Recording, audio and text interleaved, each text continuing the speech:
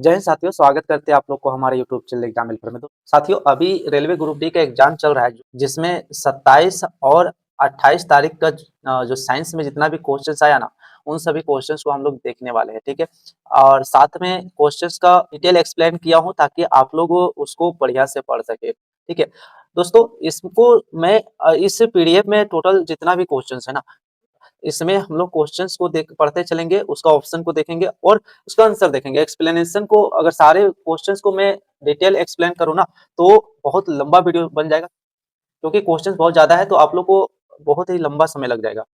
मैं आप लोग को दोस्तों इसका पीडीएफ टेलीग्राम चैनल पे इंग्लिश वर्जन का डाल दूंगा। अभी ये पीडीएफ आपको पूरा का पूरा हिंदी में मिलेगा। ठीक है, क्योंकि हिंदी इंग्लिश बाइलिंगुअल करने से बहुत लंबा हो जा रहा था, इसलिए मैं अलग अलग करके दो पीडीएफ तैयार किया हूँ, हिंदी का अलग और इंग्लिश का अलग। आप लोग टेलीग्राम चैनल पे जुड़िए। टेलीग्राम चैनल का मैं लिंक डाल दिया हूँ इसमें वीडियो के डिस्क्रिप्शन में, वहां से जाकर के जुड़िएगा। ठीक है, और आप लोग को कोई भी डाउट हो तो आप लोग ये वाला ग्रुप में जुड़ जाइएगा। ठीक है, चलिए शुरू करते हैं मेरे भाई। जैसे कि देखेंगे, देखिए मैं 27 और 28 दोनों का लेकर आया हूँ। पहले हम लोग 28 तारीख का देख लेंगे, उसके बाद 27 तारीख को देखेंगे। 28 तारीख में आपका 28 तारीख का फर्स्ट शिफ्ट को क्वेश्चंस को हम लोग देखेंगे साथियों। यहाँ पहला क्वेश्चन देखेंगे, प्रतिरोधकता किसके साथ बढ़ती है? तो इसका ऑप्शन है तापमान में वृद्धि के साथ, अनुप्रस्थ क्षेत्रफल में वृद्धि के साथ, तापमान में कमी के साथ, और लंबाई में कमी के साथ। इसका करेक्ट आंसर दिया है क्या? तापमान में वृद्धि के साथ। तो मेरे भाई, इसका जो डिटेल एक्सप्लेनेशन यहाँ पर है, उसको आप लोग पीडीएफ में पढ़ लीजिएगा ताकि आप लोग को अच्छे से समझ में आएगा। ठीक है, अगला क्वेश्चन है हमारा, रदरफोर्ड का अल्फा कण परिकीर्णन प्रयोग की खोज के लिए उत्तरदायी है। देखिए क्या क्वेश्चन है, रदरफोर्ड का अल्फा कण परिकीर्णन प्रयोग किसकी खोज के लिए जिम्मेदार है, किसके खोज के लिए उत्तरदायी है? तो यहाँ पर इसका ऑप्शन है इलेक्ट्रॉन का, परमाणु नाभिक का, न्यूट्रॉन का, फिर प्रोटॉन का। तो इसका करेक्ट आंसर क्या है? परमाणु नाभिक का खोज के लिए जिम्मेदार है। देखो मेरे भाई, इस टाइप का क्वेश्चंस बना है, सारा पीडीएफ में मैं पहले ही करा चुका था। टारगेटेड जो टारगेट पीडीएफ में देता था, इन सभी क्वेश्चंस को मैं पहले ही बता चुका था। आप लोग में से जो साथी मेरा पीडीएफ को पढ़ के गए होंगे, उन सभी का क्वेश्चंस बहुत ही अच्छा फंसा होगा।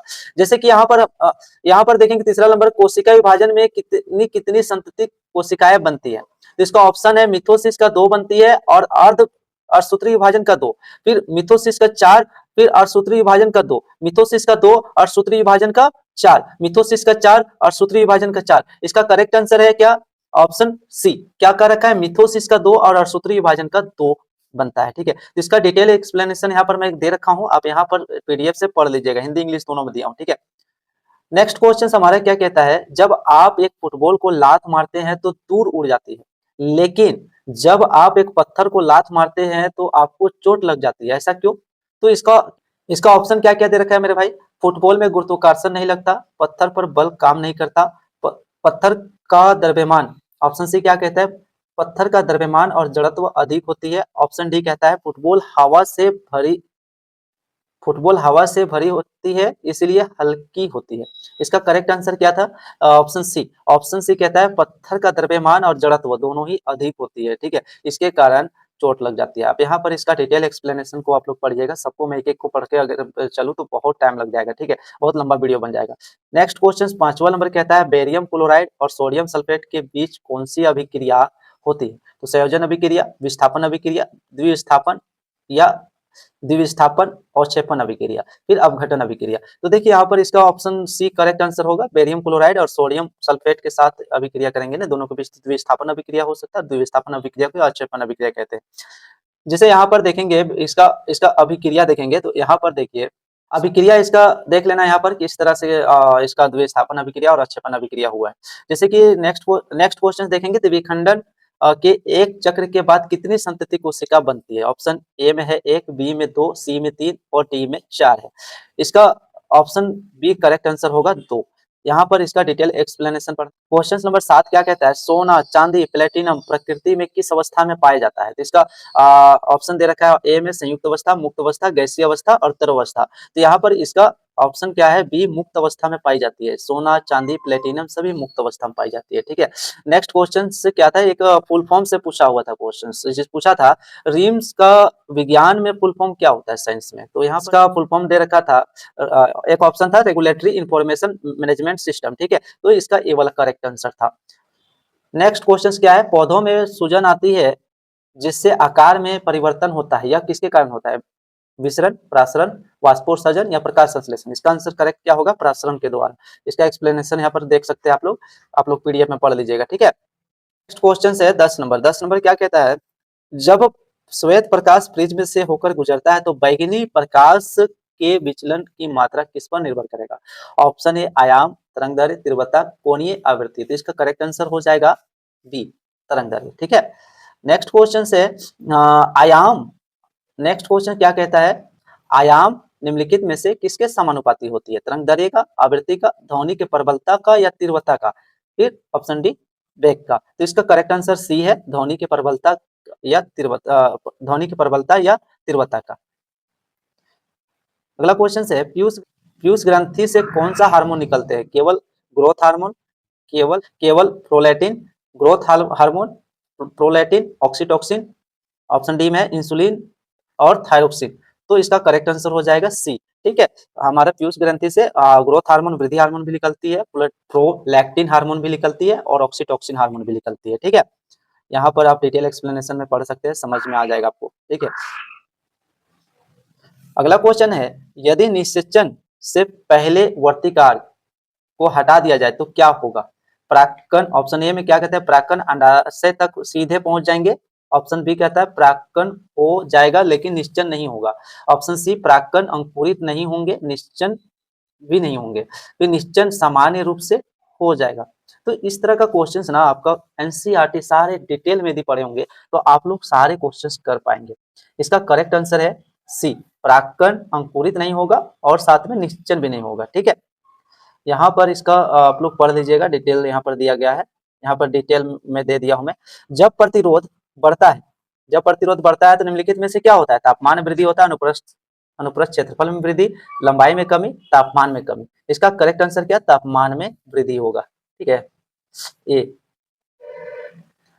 नेक्स्ट क्वेश्चन है कमजोर क्षार और प्रबल अम्ल से बने विलयन का पीएच मान क्या होगा? 7 से अधिक, 7 से कम, 7 के बराबर या तापमान पर निर्भर करता है। तो इसका करेक्ट आंसर 7 से कम होगा।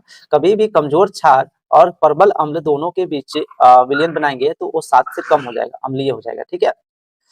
नेक्स्ट क्वेश्चन है 17 नंबर। न्यूटन के गति के प्रथम नियम किस नाम से जाना जाता है? त्वरण का नियम, जड़त्व का नियम, क्रिया प्रतिक्रिया का नियम, संवेग का नियम। तो इसका करेक्ट आंसर है आप जड़त्व का नियम, ठीक है। तो दोस्तों यदि आप लोग एनसीईआरटी 9th और 10 ये दोनों को आप लोग यदि अच्छे तरह से पढ़ के जाते हो तो सारे क्वेश्चंस को बना लोगे।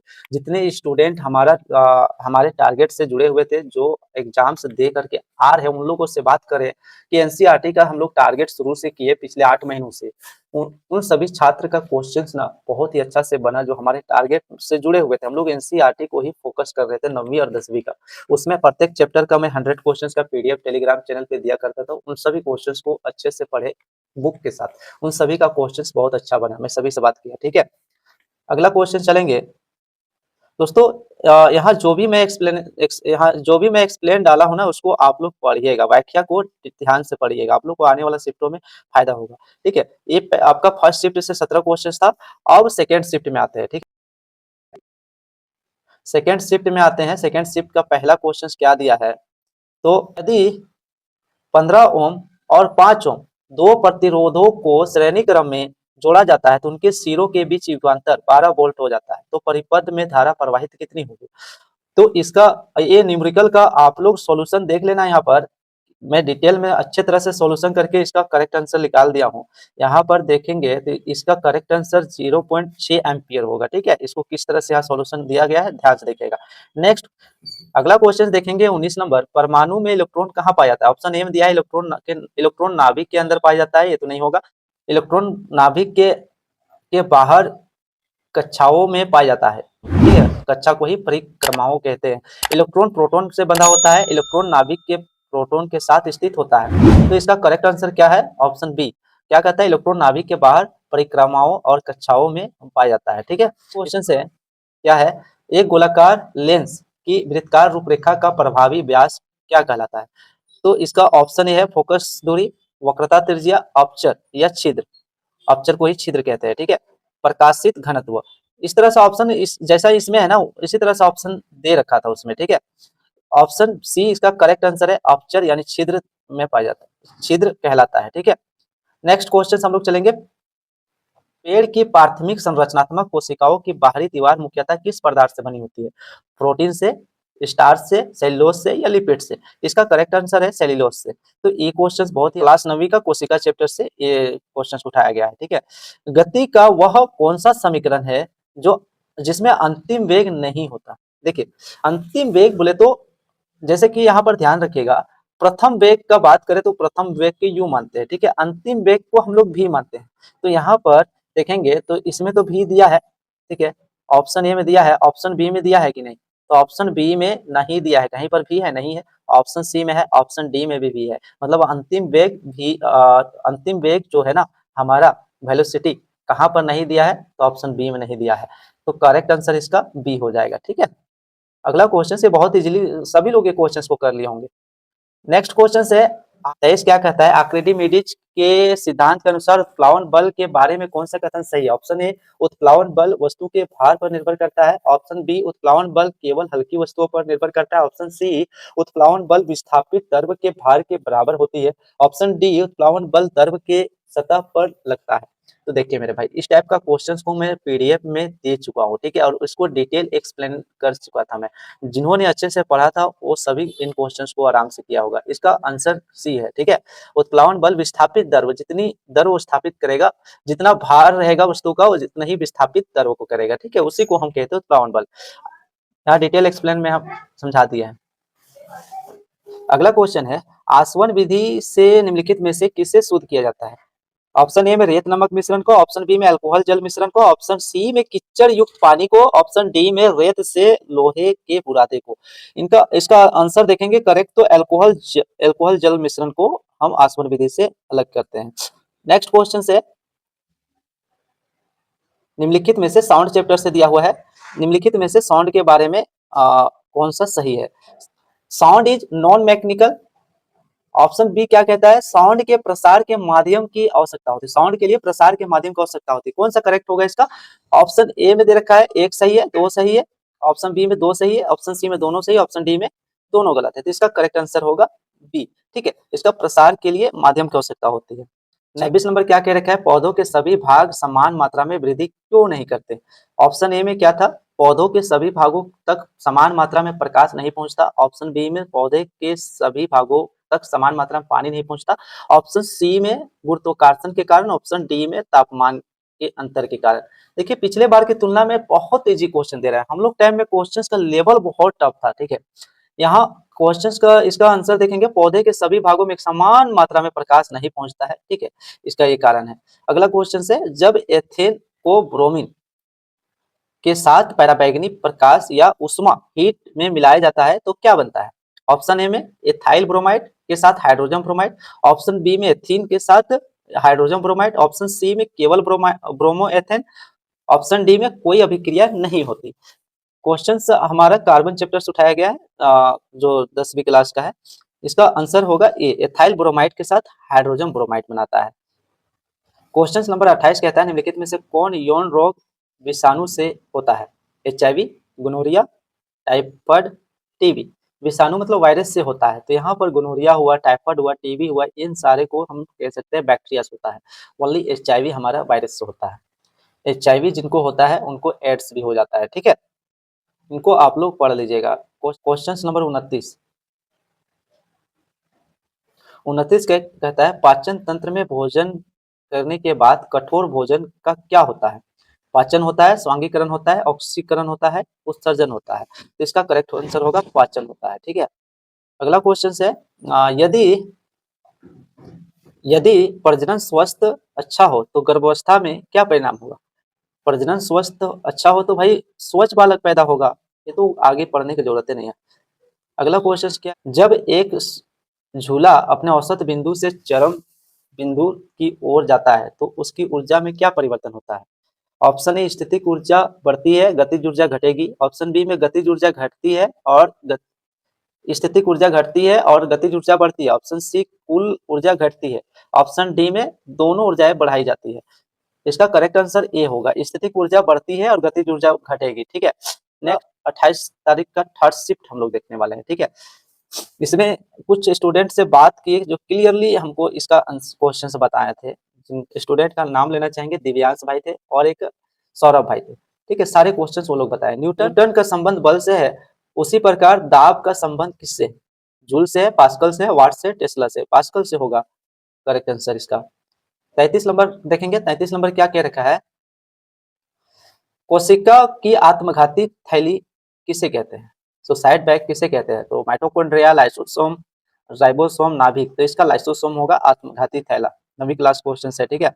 अगला क्वेश्चन है, कौन सी परत सूर्य की हानिकारक पराबैंगनी किरणों से हमारी रक्षा करती है?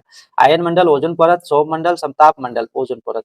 ये अगला क्वेश्चन 35 नंबर देखेंगे। पौधों में ऊपर और नीचे की वृद्धि, ठीक है, में कौन सी उत्तक जिम्मेदार है? टिश्यू चैप्टर 9वीं क्लास है।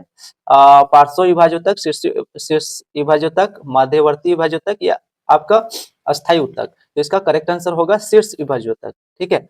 नेक्स्ट क्वेश्चन है, पौधों में एक क्वेश्चन हम ले लिए ना। अगला क्वेश्चन देखेंगे, मटर के पौधों में जब एक सूद लंबा पौधा को पौने पौधे से क्रॉस कराया जाता है तो कौन सी पीढ़ी प्राप्त होती है? ये आनुवंशिकता चैप्टर 10वीं क्लास से है, लिया गया है, जिसमें अभिभावक पीढ़ी, प्रथम संतान पीढ़ी जिसे F1 जनरेशन कहते हैं, फिर option C F2 generation, option D mix generation. तो इसका करेक्ट आंसर होगा F1 जनरेशन, ठीक है। प्रथम पीढ़ी प्राप्त होगा, ठीक है। नेक्स्ट क्वेश्चन देखेंगे, जब लेड नाइट्रेट को गर्म किया जाता है तो लेड ऑक्साइड और ऑक्सीजन गैस तथा एक भूरे रंग की रहस्यमयी गैस प्राप्त होती है। कौन सी गैस होती है? Nitrogen oxide, nitrogen dioxide, nitric oxide या कार्बन डाइऑक्साइड। इसका करेक्ट आंसर होगा नाइट्रिक ऑक्साइड, ठीक है। नाइट्रोजन डाइऑक्साइड, ये आपका करेक्ट आंसर होगा। इसका अभिक्रिया यहाँ पर दिया है, आप लोग ध्यान से देखिएगा। नेक्स्ट अगला क्वेश्चन है, साधारण नमक से सोडियम हाइड्रोक्साइड किस विधि द्वारा तैयार किया जाता है?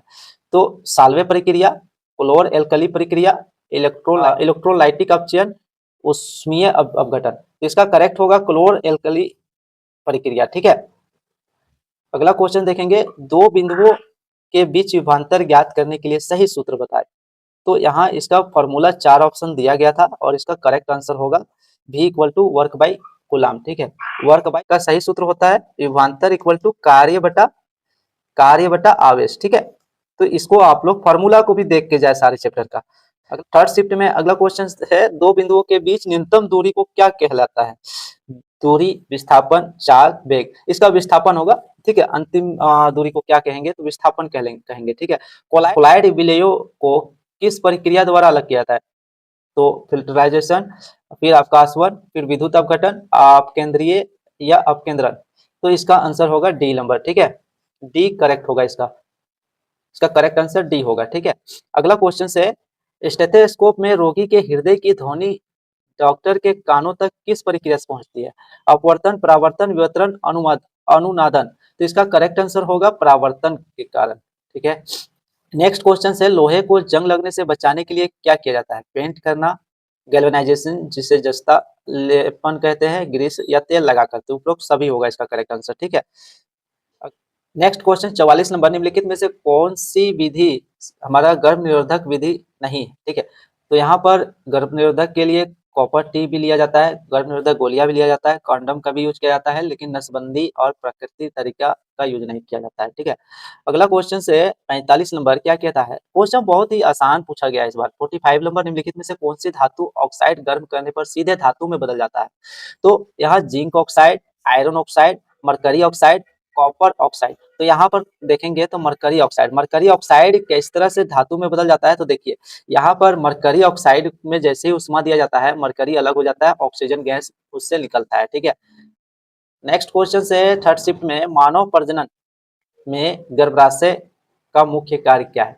ये 10वीं क्लास का चैप्टर से आया हुआ है, इससे आता है क्वेश्चन। ठीक है, अंडाणु बनाना, निश्चन कराना, भ्रूण शिशु का विकास होना, हार्मोन बनाना, गर्भाशय का मुख्य कार्य पूछा है। तो यहाँ पर ऑप्शन सी भ्रूण शिशु बनाना। ठीक है, भ्रूण या शिशु बनाना।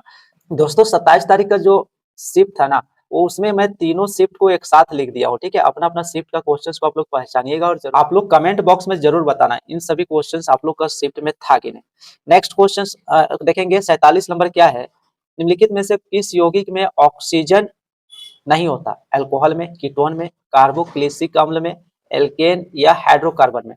तो इसका करेक्ट आंसर होगा एल्केन और हाइड्रोकार्बन में नहीं होता है, ठीक है। तो यहाँ अगला क्वेश्चन है, कॉपर सल्फेट के विलयन में जिंक डालने पर कॉपर सल्फेट का रंग क्या होता है, नीला से हरा, नीला से रंगीन, नीला से लाल, कोई परिवर्तन नहीं होता। इसका करेक्ट आंसर क्या था, नीला से रंगीन, जो नीला से रंगीन हमारा होगा उसका करेक्ट होगा, ठीक है।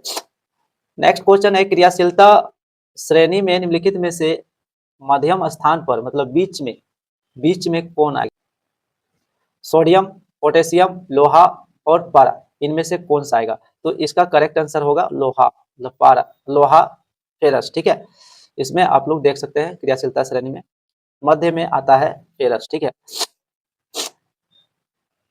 50 नंबर क्वेश्चन देखेंगे, पौधों में प्रकाश संश्लेषण के लिए निम्नलिखित में से कौन सा ऊतक मुख्य रूप से जिम्मेदार है।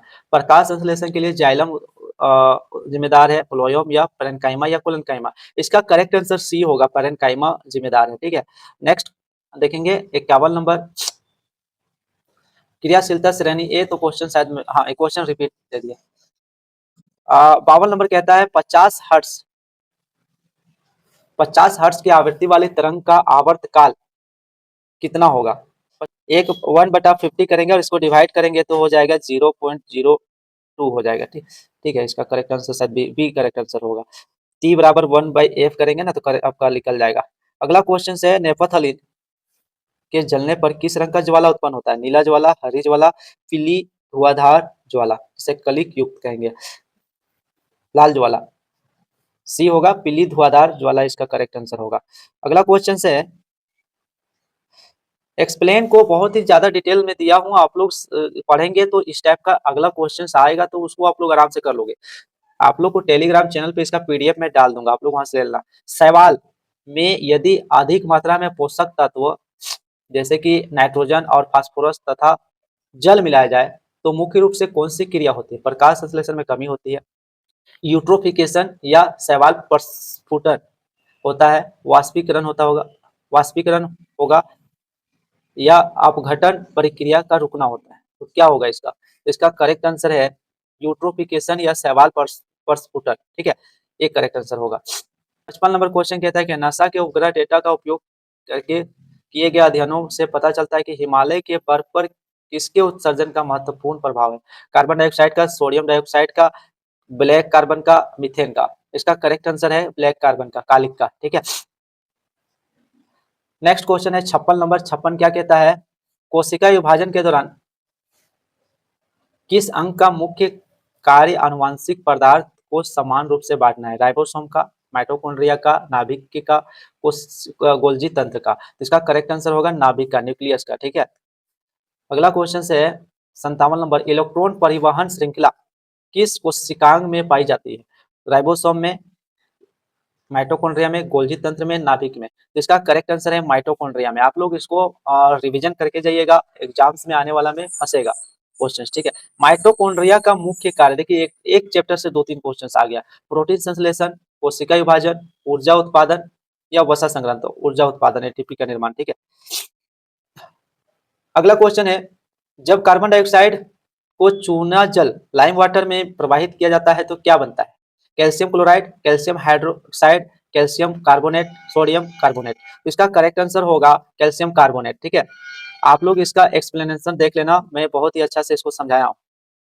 अगला क्वेश्चन, सिरके और एसिटिक अम्ल में कौन सी अधिक अम्लीय है, सिरका, एसिटिक अम्ल या दोनों या कोई नहीं। इसका करेक्ट आंसर था एसिटिक अम्ल, ठीक है। ये दोनों में से एसिटिक अम्ल ज्यादा अम्लीय है।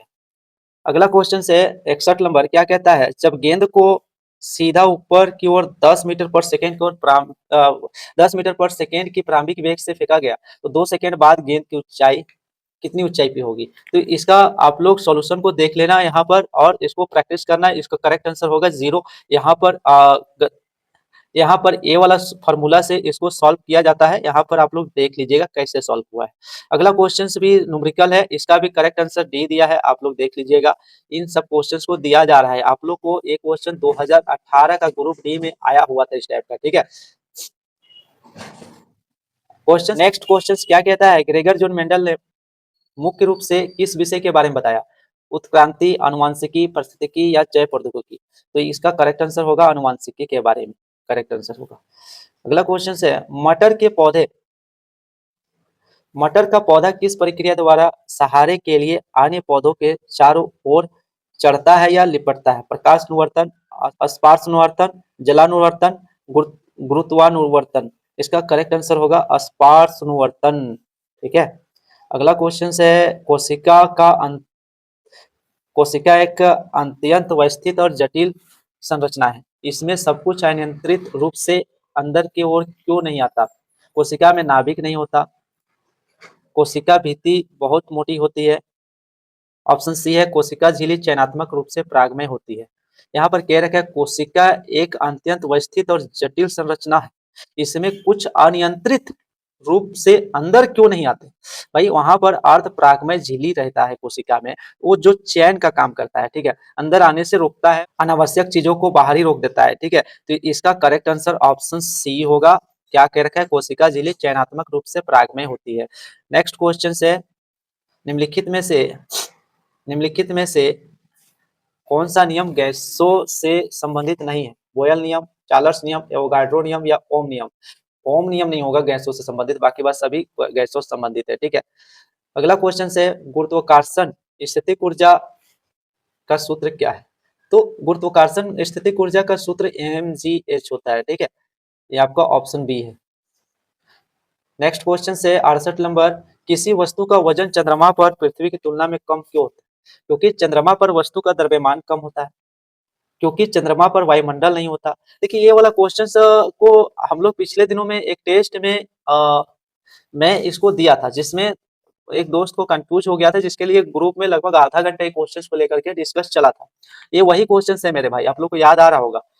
ऑप्शन बी कहता है क्योंकि चंद्रमा में वायुमंडल नहीं होता है। ऑप्शन सी कहता है चंद्रमा का गुरुत्वाकर्षण बल पृथ्वी से कम है, क्योंकि चंद्रमा पर वस्तु का आकार बढ़ जाता है। इसका करेक्ट आंसर है क्योंकि चंद्रमा में गुरुत्वाकर्षण बल पृथ्वी से कम है, ठीक है।